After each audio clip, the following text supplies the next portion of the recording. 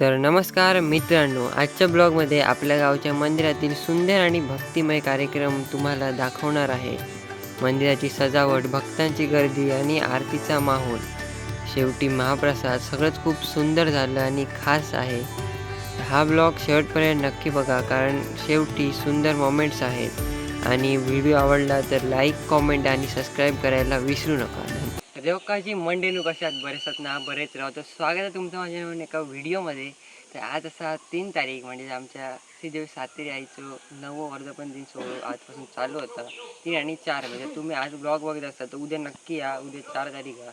तर चला तर आजचा दिवस एन्जॉय करूया. तर मंडळी मी विराज आणि पारस आमची गँगचे असं ट्रिओ गँग.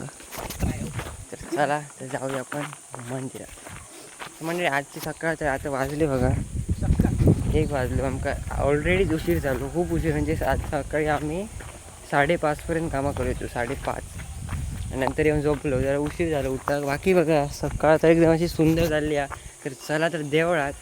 आणि मंडळी आपल्या गावात वाडीत कार्यक्रम असतो काय मजा असते ती वेगळीच असते. त्याच्यामुळे आता खूप एकदम मस्त वाटतं. तर चला आता आपण मंदिरात जाऊया.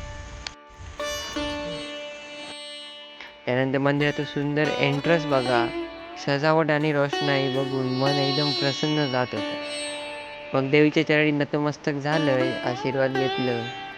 नंतर मग मंदिरात येथील भाविक बघा, त्यांच्या चेहऱ्यावर जी श्रद्धा आणि भक्ती आहे सगळ्या पाहून एकदम सुंदर वाटत होता.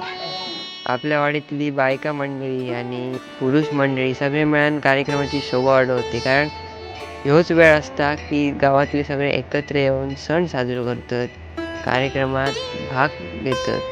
आता बघून तर मला खूप मस्त वाटत होतं.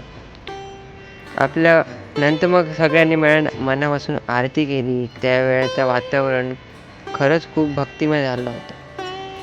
मनाकडे एक शांती वाटत होती की सगळे गावातले एकत्र येले, भांडणं सगळ्या सोडून मस्त आनंद घेतात भाग घेतल्याने आपल्या कार्यक्रमात. यात बघून खूप मस्त वाटत होतं. तर मंडळी तुमच्याकडे पण काय असे कार्यक्रम असले तर तुमका कसं वाटतंय कमेंट नक्की सांगा. तर मंडळी आरती तर झाली, मग वाट कसली बघतो आम्ही. नंतर आम्ही गेलो जेवण वाढू. मंडळी सगळ्यांका वाढलो आणि आम्ही पोरगे सगळे जेवून बसलो. कारण आम्ही सगळे वाढू करतो, त्याच्यामुळे आम्ही नंतर एकत्र जेवून बसलो. नंतर आम्ही गेलो घराकडे. तर मंडळी नंतर मग चिमणी बाकरांचे डान्स होते 8 वाजता, ते बघितलो. तर तुम्ही डान्स एन्जॉय करा.